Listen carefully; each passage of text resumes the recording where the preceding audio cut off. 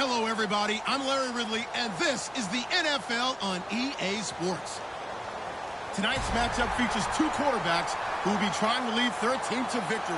It's Ryan's Falcons going up against Carr's Raiders. With that, we'll get you out to Oakland, as we'll hand it over to our colleagues, Brandon Guyton and Charles Davis. All right, Larry, EA Sports coverage of the NFL brings us to the Bay Area as we welcome you to Oakland, California. Coming up, we've got a good matchup on tap between the Atlanta Falcons and the Oakland Raiders.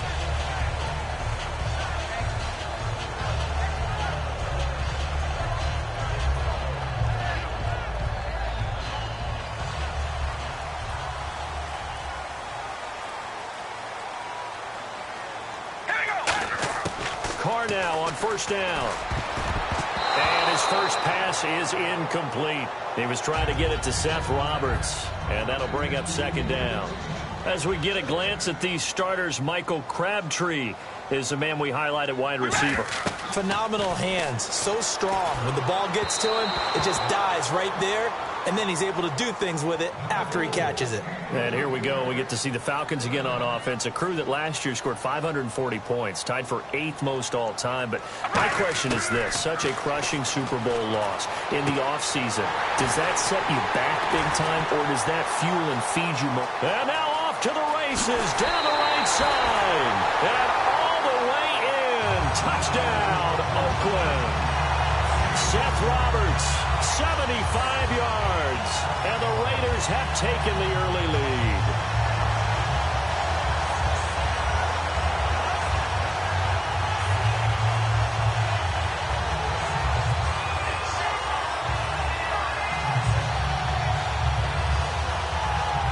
And they'll get set here looking for the two-point conversion.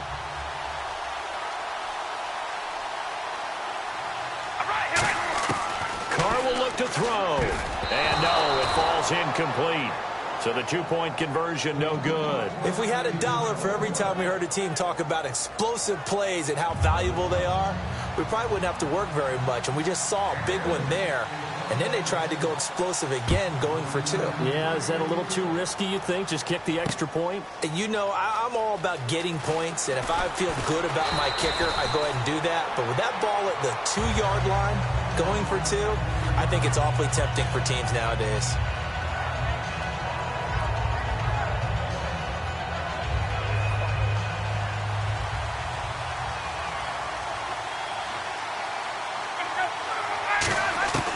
They'll throw on first down with Ryan. Nowhere to escape, and he goes down.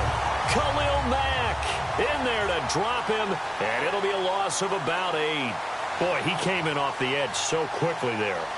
Look out, because that's exactly what it was being shouted by the offensive lineman to his quarterback, because he had no chance to block him. And the hit jarred it loose. It's incomplete. All right, let's look at the offense. Devontae Freeman, this is a guy that you wanted to talk about, so take it away. Brandon, have you seen a running back play with such joy as well as such fury? I love the way he runs the football and attacks defenses. He was looking for Mohamed Sanu there. Now 4th down. And now a whistle and a timeout called by the kicking team. They'll have 2 remaining as we step aside here in this first quarter.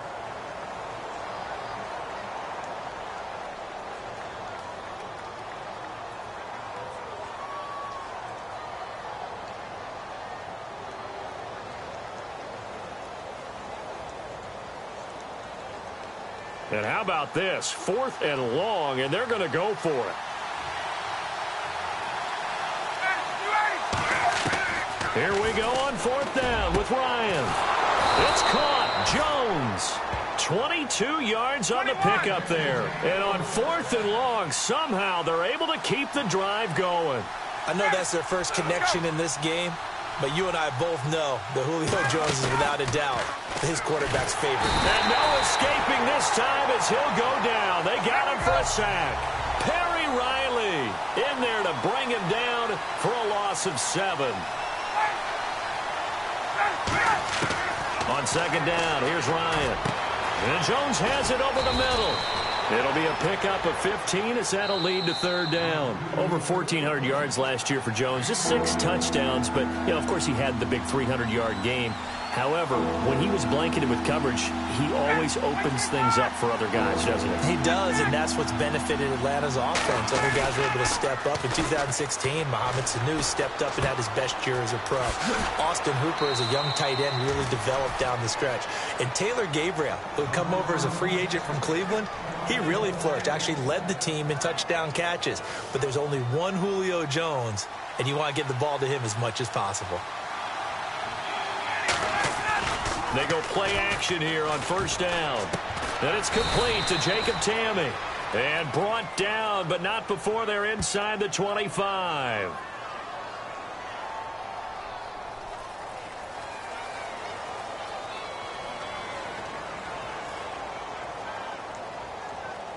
So the offense has it 1st and 10.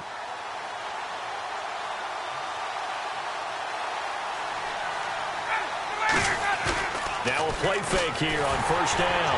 And no escaping this time as he'll go down. They got him for a sack.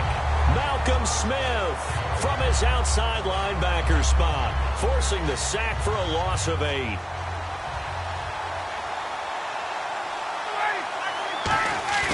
A fake to Freeman. Now it's Ryan. A hit as he throws there, incomplete. The Pro Bowl wideout Julio Jones, his intended receiver. And it's third down. And we take a look now at the defense for the Raiders. Bruce Irvin is an emotional, passionate player who lives to rush the quarterback. And for Coleman, if you combine the rushing and receiving yards, close to 1,000 last year. He had 8 touchdowns as well, and was just really a great 1-2 combo with Devontae Freeman. An outstanding one, and just think, if he's on just about any other NFL team, he's probably the lead running back. And Devontae Freeman gets the bulk of the carries. But Coleman, when he does get his hands on the football, he really produces in a big way, speaking of the numbers you just gave. The Raiders offense now, they trot back out. Here we go. Carr now on first down. Roberts with it over the middle. And he's finally taken down, but not before getting across midfield and across the 45-yard line. Now whistles come in. We're going to get a timeout here by the offense. And that's their second charge timeout here in this first quarter. They're down to 1 remaining. Throwing on first down is Carr. Over the middle, and it's incomplete. It's always tough for the guys throwing the football when they think they've got a completion and the ball's almost there, and then someone sneaks a hand or two in and bats it away. We ready? Carr will try it again on second down. Oh, the rookie nearly had the pick. Probably should have had it. Third down now.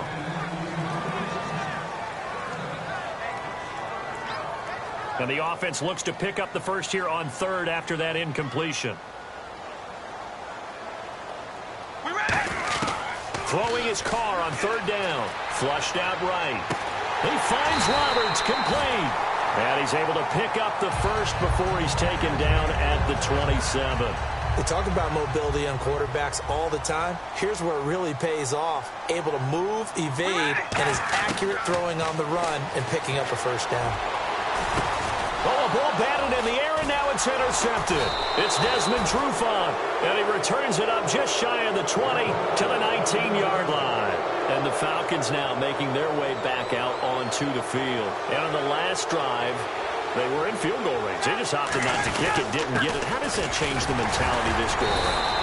I don't think it changes much for the head coach because this is what he preaches all the time. Attack at all times in any spot on the field, and he likes touchdowns, not field goals. Now, your field goal kicker, you got to make sure you nurse him through and say, okay, don't worry about it. When we need you, you've got to be ready to go.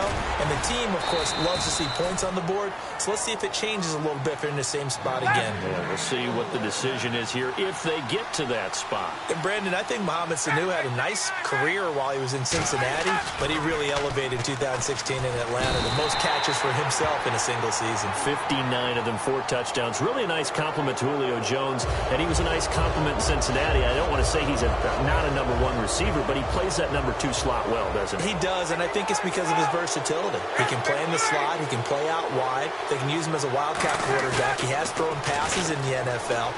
In fact, going back to his days at Rutgers, I think he threw 18 passes while he was at Rutgers, so you never know what you're going to get when Mohamed Sanu has his hands on the football. It's a game of matchups, and that's why you take your receivers and move them around a bunch, especially your best guys. And when they work out of the slot, you often hear the coaches talk about how great it is because it gives you a two-way go. You can break out or you can break in. That makes it hard to defend. Well, the pressure, the hits, the sacks have been coming at him all game long. I'm frankly surprised that they haven't found a solution yet to create more time for him to throw it or maybe change what they do on offense. And that's one of the biggest differences in this game and why they're losing right now. And a nice gain of 21 yards. This offense is in rhythm now, just accumulating first downs and moving the ball downfield. This is Freeman on 1st and 10. And he'll be stopped after a gain of only a couple down to the 15-yard line. On the tackle that time, Bruce Irvin. But I think we know by now that every run is not going to be broken and get all the way to the end zone. But these short ones still have their value. You can still set up your play action and throw the football. You control the clock because you have the ball and they don't. And often the physicality sets the tempo for the game. 7th play of the drive forthcoming on 3rd and 8.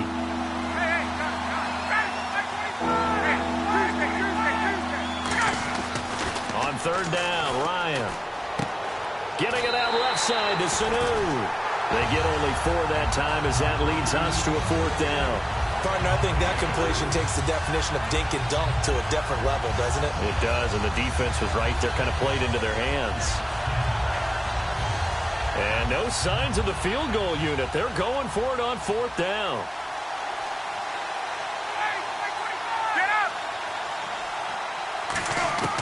They'll try and throw for it with Ryan.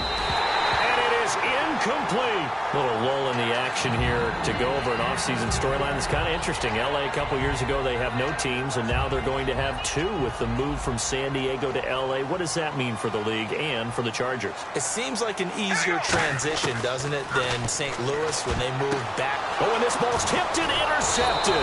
It's Desmond Trufant, and he'll be marked down at the 2-yard line. Atlanta now coming out on the field. They had a great drive going last time. They were moving the ball, and then all of a sudden it just stalled out. So we'll see what they can do here, Charles. And it's always easy to second guess. And this is caught for a Falcon touchdown. Julio Jones, a 2-yard touchdown grab. And the Falcons are an extra point away from moving out in front. Well, that didn't take long. The turnover instantly almost turning into points. And when that happens, a lot of teams have the mentality of let's strike right now. You've got them off balance after the turnover or the takeaway. Now after the touchdown, it's Bosher to kick it away. This fielded at the 2. And he'll get it up just past the 20, and his guys will go to work at the now. Oakland ready to take the field. Now hold everything here. We're going to get a timeout by the offense. And with that, they're now out of timeouts, and still plenty of time remaining here in this second quarter.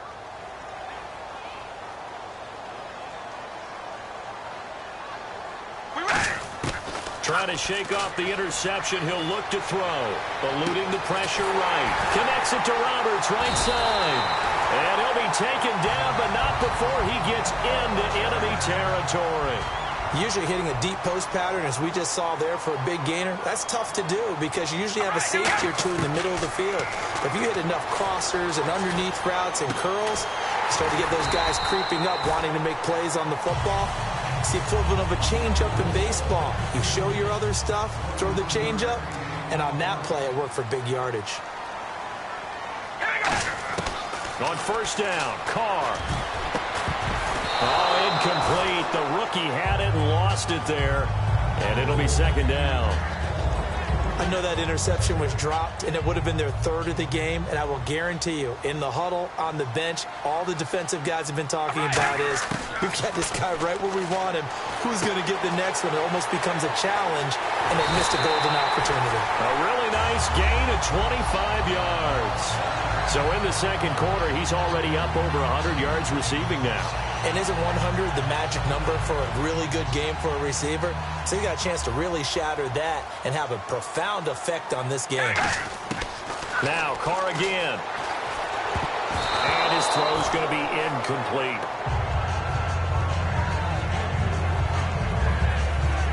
Second down following the incompletion.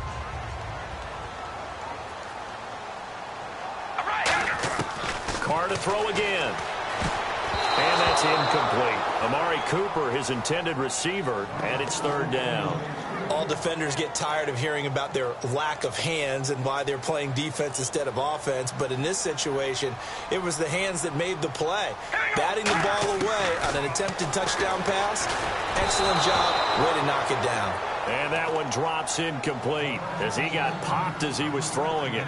Putting pressure on the guy throwing the football is always good, but when you can couple that with contact on him that leads to an incompletion, as we just saw there, that's winning football.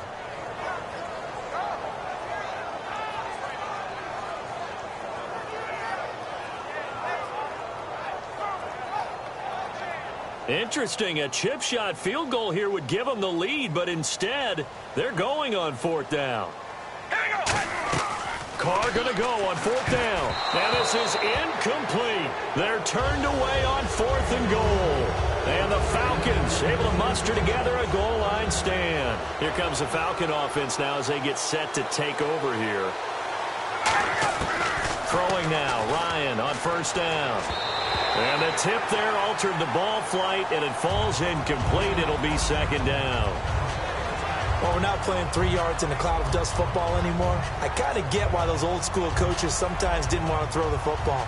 Because if it's popped up in the air, it almost turns into slow motion. And both sides trying to get to the football, and you're holding your breath wondering whether it's going to go good or bad for your team.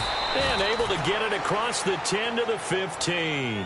And 15 yards there on the catch and run. And when these two are clicking, Ryan and Jones, and we've seen multiple hookups here in this one, usually their offense is clicking, and that's why they're winning. Yeah, they tend to follow what those two do. They set the tone for either a good day or maybe a tougher day. And right now, we're seeing an excellent game because those two are finding each other. Doesn't matter where on the field, they're making plays. They come out here in the eye. They'll throw on first down with Ryan.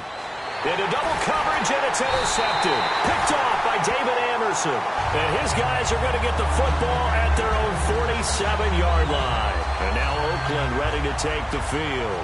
And last time, they had it fourth and goal, rolled the dice, didn't get it. Now they've got to put that behind them, try to put together another drive. And a simple tip of the cap, a nod of the head to the defense. Congratulations, you got us last time. But you didn't hold us the whole time. We got down to position where we were able to be in position to score. Let's go ahead and attack again. Continue to have that kind of confidence. Not worry about the one play that didn't allow them to get into the end zone. And this time they'll be trying to get it into the end zone. We'll see what they do. And he'll get this one down near the 20-yard line. Officially a minute 54 to go in this first half. We'll come back to Oakland after this. On first and 10, here's Carr. His throw incomplete. He was trying to get it to Michael Crabtree there. And that'll bring up second down.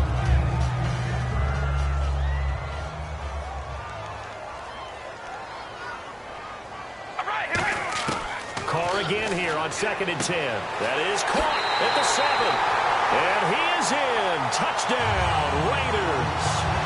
Michael Crabtree, a 22-yard touchdown grab.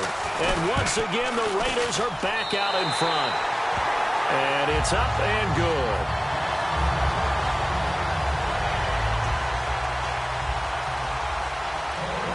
Now Janikowski following the score. He'll boot this one away. That's fielded in the end zone. They'll bring it back to just about the 25. Call it the 24-yard line. Atlanta now coming out on the field. And following the interception, we'll see what they can put together on this drive. I can hear my old college coach right now. He always used to tell us before every game, the team making the fewest mistakes will win.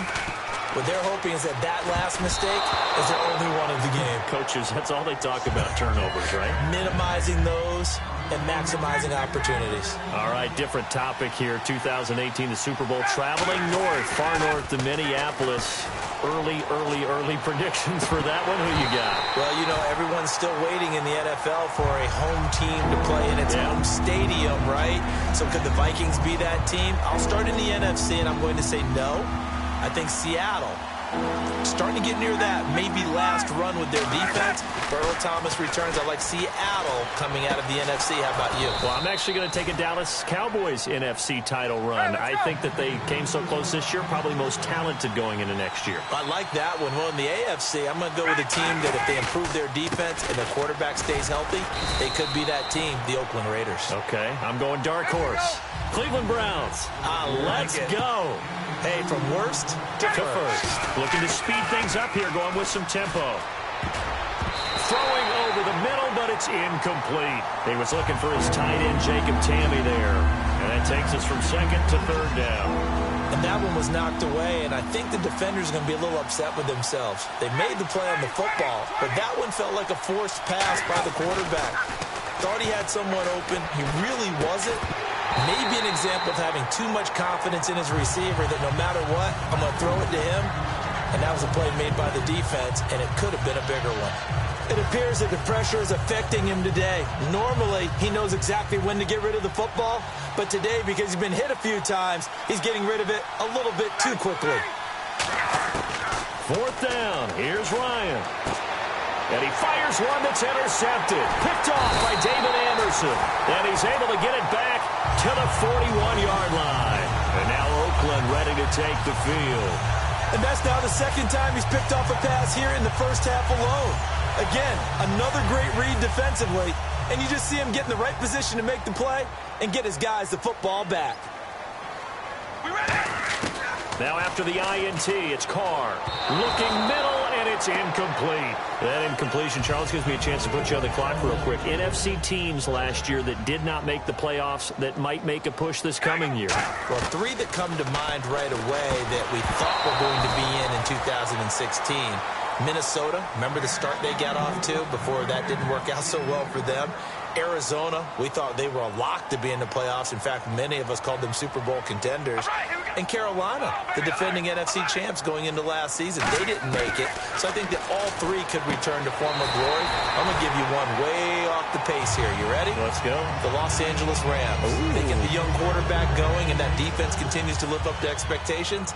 They can make a real strong push in the West. They've got the D. You're right. They just need the O. Carr now on first down.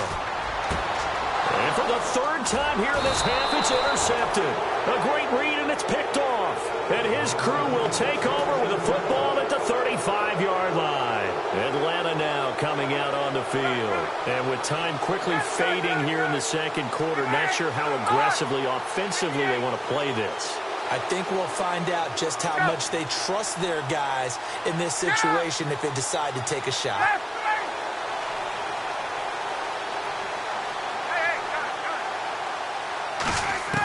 After the interception, here's Ryan. He's going to rifle one deep left side. And it drops down incomplete. Thought he might have had it. Instead, second down. And when all else fails as a defender, when you're not there in the coverage, your best friend is exactly what we saw there. A big play shot. And for the third time here in this half,